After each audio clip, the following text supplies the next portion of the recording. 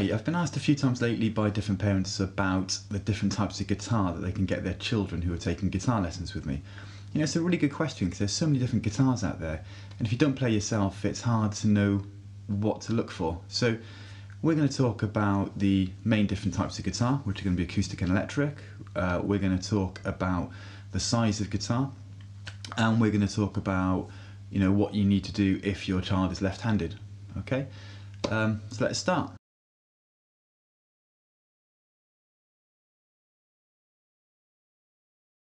First of all, we're going to talk about acoustic guitars.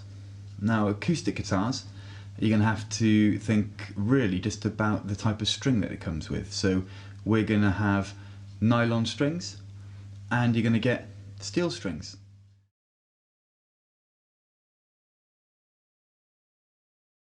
Now, the advantage of nylon strings is that they're softer, so they're less harsh on the fingers. You can play for longer without them getting sore. Okay, they're most commonly associated really with classical music, so that's the kind of sound that you're going to get from a nylon string guitar.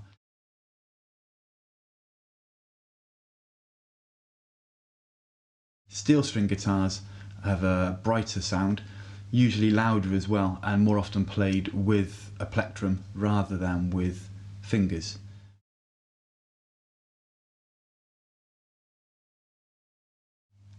Okay, let's talk about electric guitars.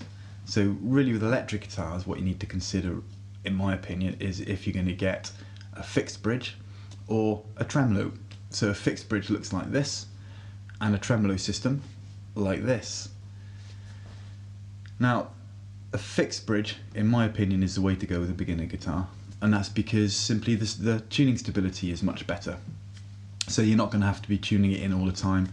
It's not going to go out of tune so often while your child's practicing, which can be really annoying and can put the child off practice.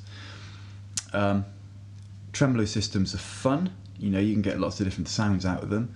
So, you know, they're not necessarily something you need to avoid, but you just need to be aware, I think, of the tuning issues with them, particularly in entry-level guitars.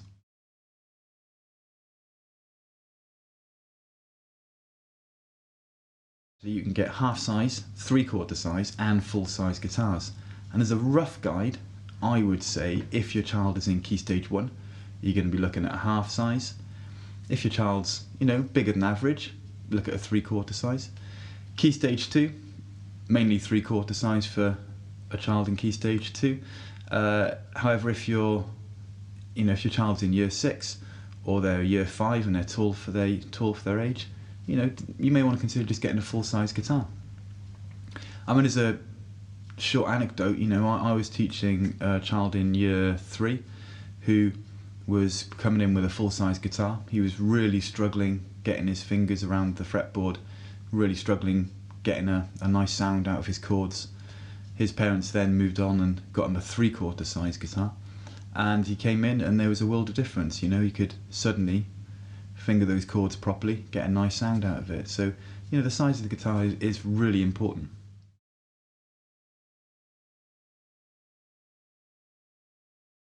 If you're left-handed, really all it means is that you can take a guitar, you can turn it around, and you can just restring it. So if I just show you really quickly, here I've got a guitar.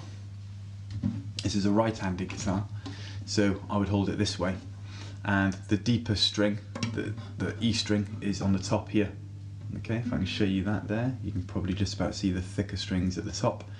Now, if I was left-handed, all I would have to do is turn it around like this, but of course now the strings are the wrong way round, so I'd have to take them all off, put them all back on with the deeper string now at the top again. Okay, and that's all you really have to worry about with the left-handed guitar. Obviously there are some shapes of guitars which are more practical to do that with. So a guitar shaped like this, where it doesn't really matter which way around you hold it, that body shape is going to be easier for you to do that with. If you're getting an electric guitar, there are some body shapes that don't lend themselves to that so easily, but again, there's no real problem. You can still do it, it doesn't matter what the shape is.